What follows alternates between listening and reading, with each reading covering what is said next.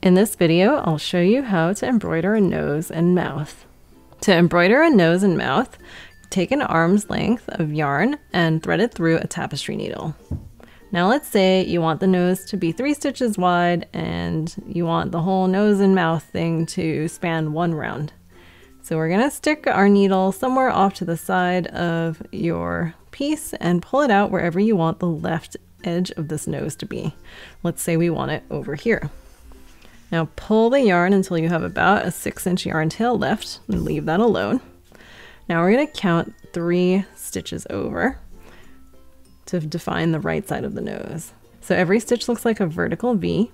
So every hole that you see here is the end of stitch. So here's the end of stitch 1, 2, 3.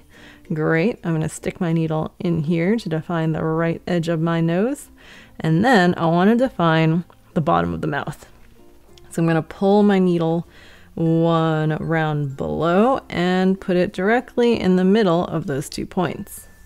Now I'm going to pull tight, not too tight that I'm totally eating into this yarn, just tight enough so I've got a nice straight line. Now I'm going to define the vertical line that defines the mouth by putting my needle somewhere in the midpoint of the 2 spots that define the left and right edge of the nose, as directly above the bottom point of my mouth as possible. And then I'm going to bring the needle out of the left point of my nose again. Double check here that I think this looks straight enough. Sure, we'll go with it. If you're not happy with it, just undo it and move it around until it is as straight as you want.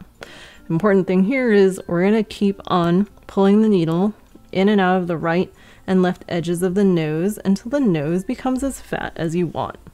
I usually like to do this 3 or 4 times. Let's just do it 3 times for today.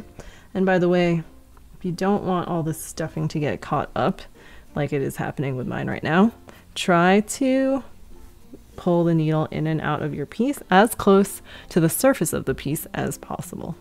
Okay. So I have done this 3 times. I've got 3 lines happening. And let's say I'm pretty happy with how my nose looks.